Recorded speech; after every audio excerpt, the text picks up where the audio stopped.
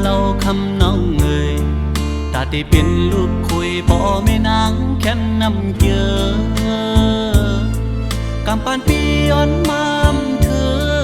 ลึกเป็นไว้มิ้วกลจันทานแต้มกุยแลปีคำเบตาง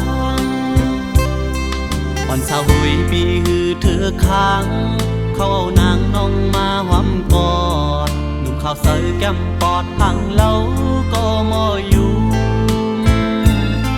มาปีสร้างเสาซุ่มต้องปุยนอนเหนื่อยคือเหมือนสัตว์ที่เขาเพื่อเอาเงินคำตำวางเมียงปันเลย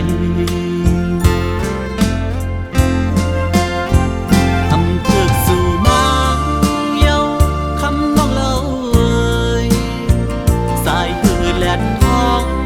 มาญาน้ำนายโมยอำเถิกเมาใจ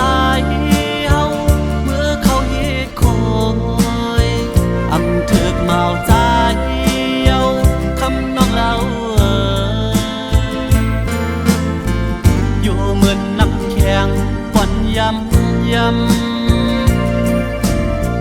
กำไก่หญ้าแหลกสายอ่อนทองจืมปองเลยโมเดียว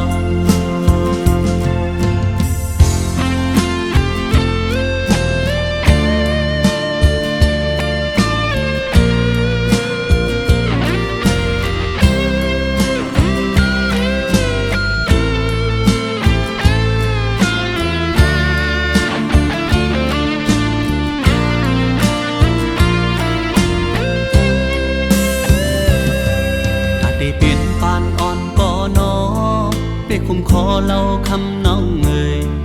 ตาที่เป็นลูกคุยบ่แม่นางแค่นนำเกลือกำปานปีย้อนมามเธอลึกเป็นไว้มิ้วกลจันทานแต้มกุยแลปีคำเบตางอ่อนสาวหุยปีฮือเธอค้าง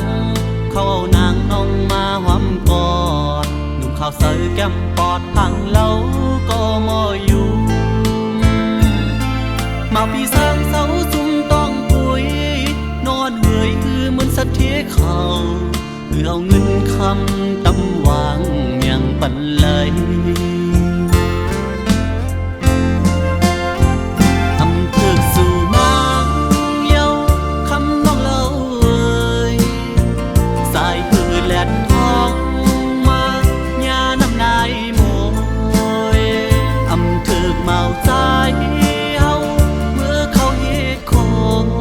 ยอำเถิกเมาใจเฮาคำน้องเล่าเอ่ยอยู่เหมือนน้ำแข็งควันย้ำย้ำกำไก่หญ้าแหลกสายอ่อนทองจืมปองเลยโมเดียว